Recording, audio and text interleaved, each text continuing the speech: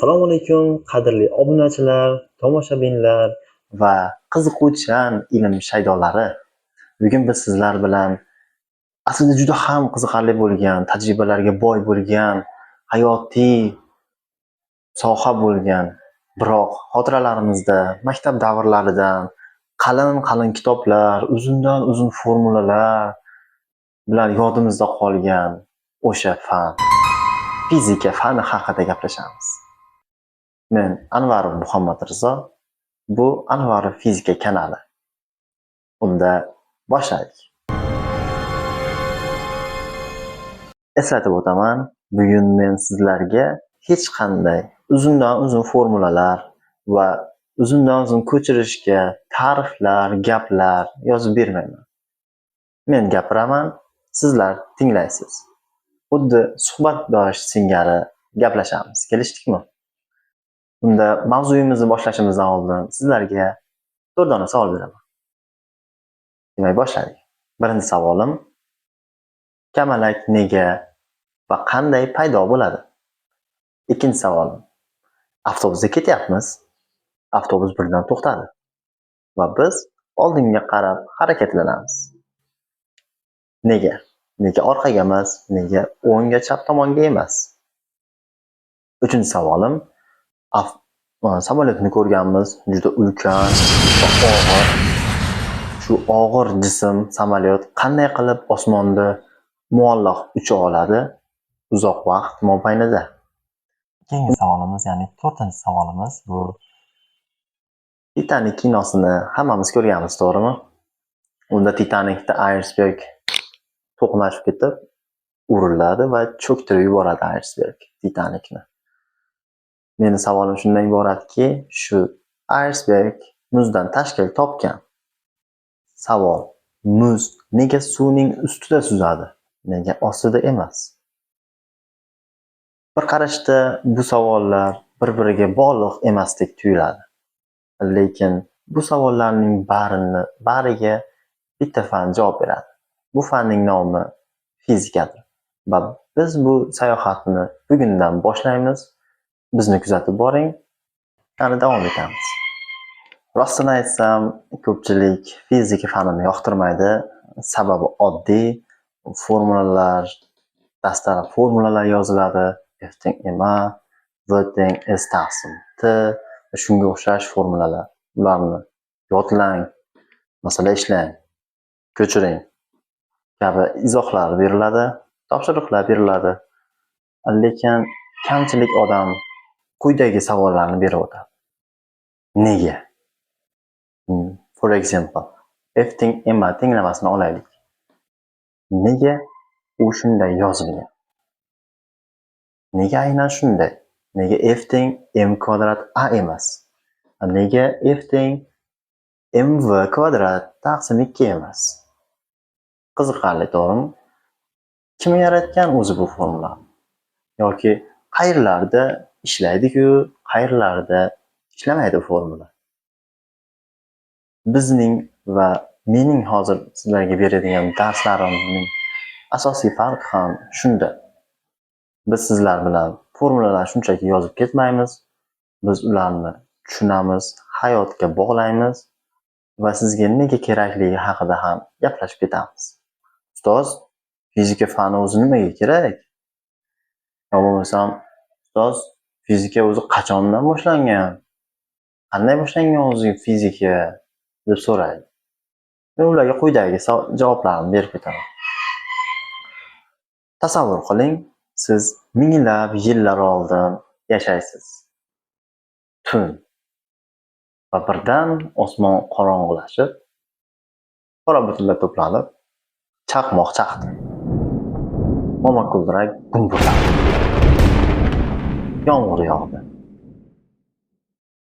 Hozirgi davrda bu chaqmoq chaqishi, momakuldirak guldirashini sabablarini biz bilamiz. Ya'ni ular elektr razryadlari tufayli hosil bo'ladi. Lekin o'sha zamonlarda insonlar buni qanday tushunishgan va qanday tushuntirishgan?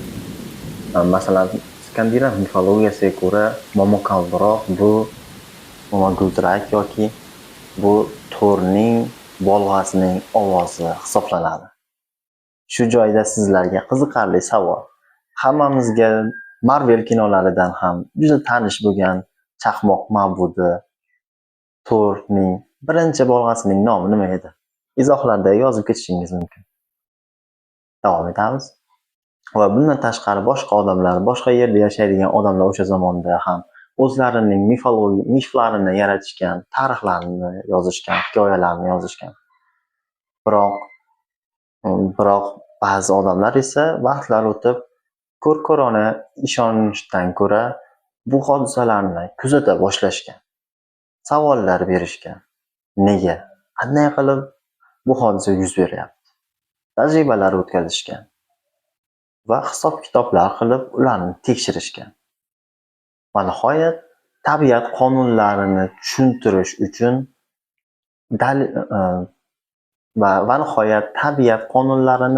dalillar orqali tushuntira olish darajasiga yetishgan.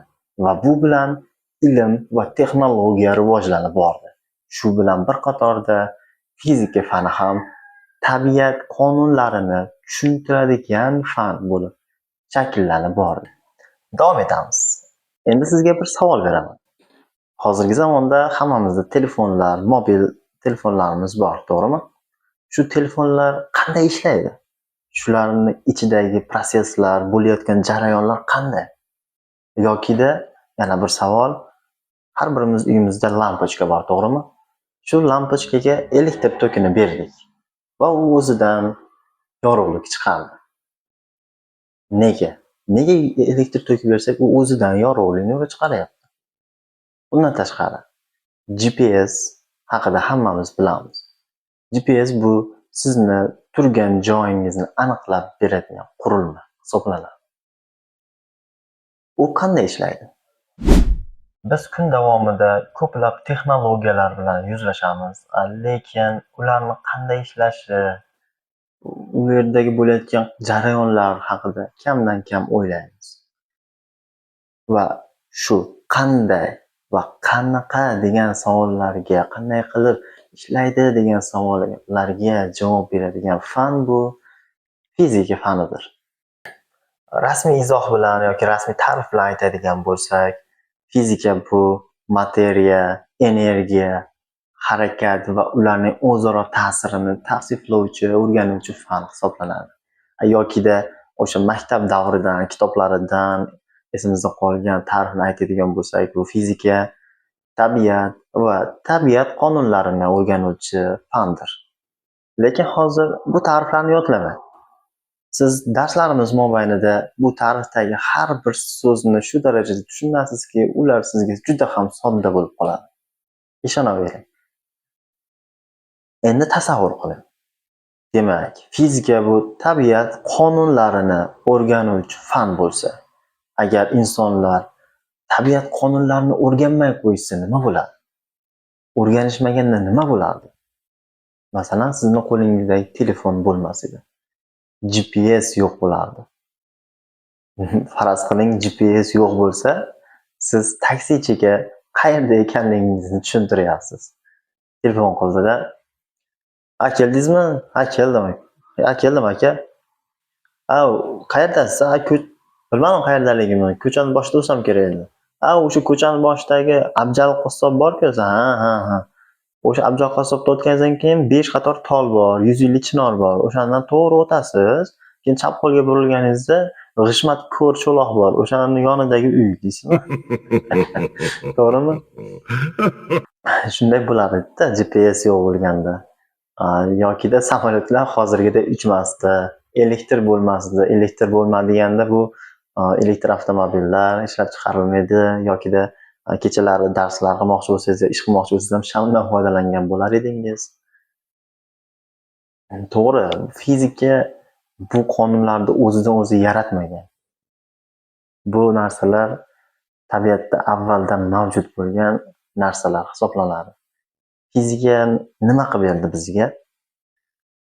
Xo'p, aytaylik, xuddi shu samolyotni uchish prinsipi ham tabiatda bor, alternativa. Yokida elektrni olaylik. Elektr chaqmoqlarda ham paydo bo'ladi elektr toki. yokida baliqlar ham, ba'zi baliqlar ham elektr toki hosil qiladi. Inson nima qildi? Inson shu tabiat qonunlarini kuzatdi va uni o'rgandi. U qanday yuz berayotganini o'rgandi. Uni formulasini topdi. Ya'ni formulasi deganda algoritmi. Qanday ishlaydi? Ya'ni o'sha ishlashini tushunib olgandan so'ng uni o'z nusxasini yarata oladi. Ya'ni yasay oladi. To'g'riroq aytadigan bo'lsak. Ya'ni shu elektr ham shu tabiatdan olingan hisoblanadi yoki samolyotning uchishi tushunarli bo'ldi.